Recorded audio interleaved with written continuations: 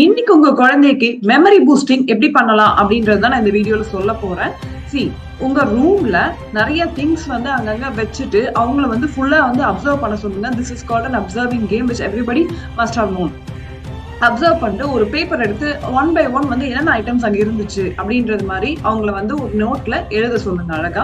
அவங்க வந்து கண்டிப்பா ஒரு என்ன சொல்றது ஒரு 12, 13, 14, 20 திங்ஸ் அட்லீஸ்ட் அவங்க எழுதுறாங்கன்னா அவங்க மெமரி வந்து பாத்தீங்கன்னா 80% சூப்பரா இருக்கு அப்படின்ற சொல்லலாம். நெக்ஸ்ட் மெமரி பூஸ்டிங் எப்படி பண்ணலாம்னா, ஒரு 2 இமேஜ் காமிங்க.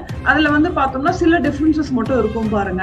அதை வந்து ஸ்பாட் அவுட் பண்ண சொல்லுங்க. அதை பர்ஃபெக்டா அவங்க ஸ்பாட் அவுட் பண்ணிட்டாங்க அப்படின்னா, எல்லாமே அவங்க கண்டுபிடிச்சிட்டாங்க அப்படின்னா அவங்களோட இந்த நோட்டீஸ் கெப்பாசிட்டி வந்து சூப்பரா இருக்கு. அதாவது ஒரு கொஸ்டின்ல சின்ன சின்ன சேஞ்சஸ் இருக்கு, நிறைய மாடல்ஸ் வந்து ஒரே மாதிரி இருக்கும், பட் வேல்யூஸ் சேஞ்சா இருக்கும். இந்த மாதிரி எல்லாம் வந்து பாத்தீங்கன்னா இந்த மாதிரி இந்த டிஃபரன்சஸ் ஈஸியா வந்து நோட்டீஸ் பண்ணிடுவாங்க. இந்த மாதிரி டிஃபரன்சஸ் வந்து நிறைய இடத்துல ஏன் லைஃபே வந்து ஒரு சேஞ்ச் தான். அந்த சேஞ்சை வந்து அழகா கண்டுபிடிச்சு அதை அட்டாக் பண்ணுவாங்க. ஃபியூச்சர்ல சொல்றேன், ரியல் டைம்ல சொல்றேன்.